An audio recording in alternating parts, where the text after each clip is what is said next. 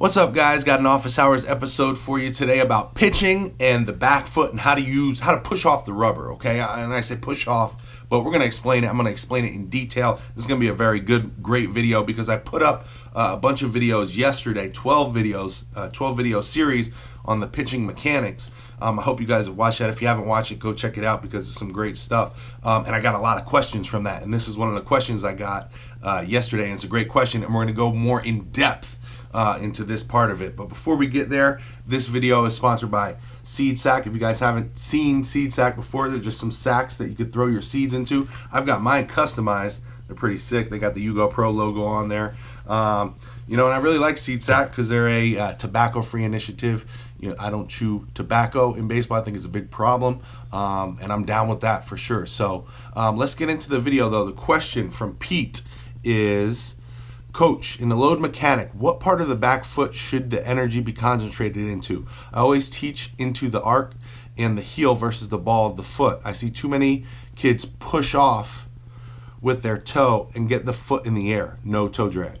This always throws off consistent accuracy. What are your thoughts, advice? Thanks, Coach. Great question, okay? And I want to break this down and kind of explain it in detail because this is a very important part of it, and this is where we get our linear energy. If we don't drive off that mound or push off that mound the correct way, we're not going to have enough linear energy to transfer up our kinetic chain. So how does this work? Okay, let's look at the question one more time to answer it properly. What are you pushing off? Okay, so for me, I'm going to pull this camera down too and really focus on my foot here. So for me, I don't have any shoes on, so bear with me, sorry. For me, when I'm pushing off, okay, my foot is here, right? And I feel it off the ball of my foot.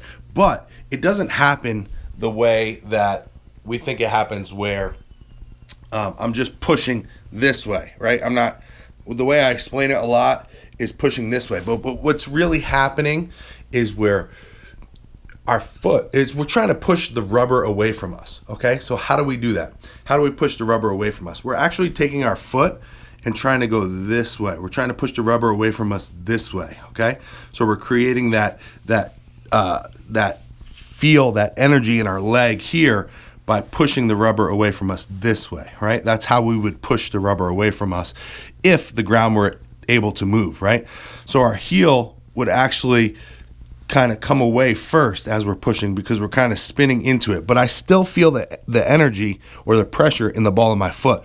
I don't feel it so much back here or in the heel, definitely not, because I want to stay athletic and be able to have good movement as I'm coming off that mound, okay? So to me, yeah, it's in the ball of the foot, but you have to realize that it's also a torsion, a push this way. So you're going to feel a little bit of pressure here on this side of the foot, but I'm still feeling tilted. If you look this way on my foot, when I come out this way, this is kind of coming up a little bit. So I'm going to feel the pressure here, but I don't have any weight back here. I've got the weight, the energy pushing from the ball of my foot, okay? So one great thing you could do to work on this is just sit here like on a couch or on a chair or something and keep your knee straight and then work on taking your foot and going out like this, okay? Try to keep this knee straight and just go as far as you can this way with your foot. Now, like you said, it shouldn't be a jump off the mound. It should be a push off or a drive off. It should be, you kind of want to feel like you're starting slow and building up speed as you go, getting to maximum speed, but you don't want to push too fast too early. I use the analogy of like a car. Like if you were racing in a car and you just slam on the gas right away, what are you going to do? You're going to spin out and you're going to defeat the purpose of starting fast. Same thing goes for when you're pitching or when you're driving off the rubber. You kind of want to find that speed so you're not just jumping off or pushing off. You kind of gradually go faster as you go, and you have to have a good feel of the timing of which you're using that drive or that push or pushing the rubber away from you, that torsion in your back leg and back foot, to time it all together and have good drive down the mound, okay? Now, one other thing you mentioned in the question that I want to address is having that back foot up Again, if you don't have any toe drag, of course that's bad. That means you're not driving hard enough, staying low enough, you're kind of popping up. But I will say this, I see a lot of guys who at release point, that back foot is off of the ground, and this is actually a good thing because that tells me that they're using their front leg correctly. But before we get to that point, we do want to have that toe drag, that toe line, that drag line to show, that's just a good way to check to see if we're driving well enough, okay? So driving down that mound, getting that torsion, staying low and driving down that mound into our front leg, our back leg is actually going to come off of the ground before release point. So if you see a guy at release point and his foot is up, that is okay. But if he's got zero drag line and he's just coming straight off of that rubber, that is not okay. So we want drag line. The drag line is going to be a little squiggly. So for righties, it's going to come straight and then out to the right a little bit. For lefties, opposite.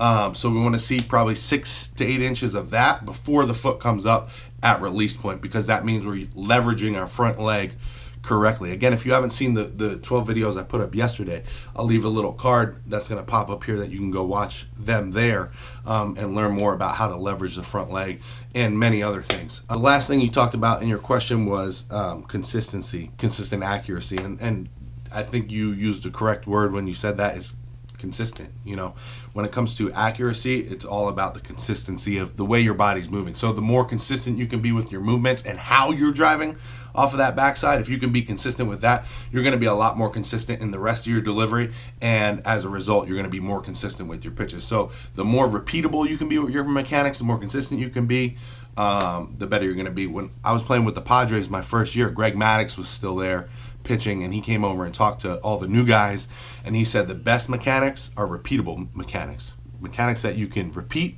on a consistent basis, that are going to keep you free from injury, and that you can get better with over time. But repeatable mechanics, consistent mechanics were the big topic that one of the best pitchers in the game taught me. So take that to heart. He's one of the best as far as it goes to when it comes to pitching accuracy. So I'm all in on repeatable mechanics, as you should be too. Hope you guys like this video. Don't forget to go check out Seed Sack at seed-sack.com. Don't forget to use that coupon code if you want to get hooked up. And stay off that tobacco. Man, why are you chewing on that tobacco? If you haven't already, click that subscribe button. Go watch my most recent videos. Actually, yesterday, I put them 12 up. I'll leave a link here as well. So go watch those, and I'll talk to you soon in the comments below.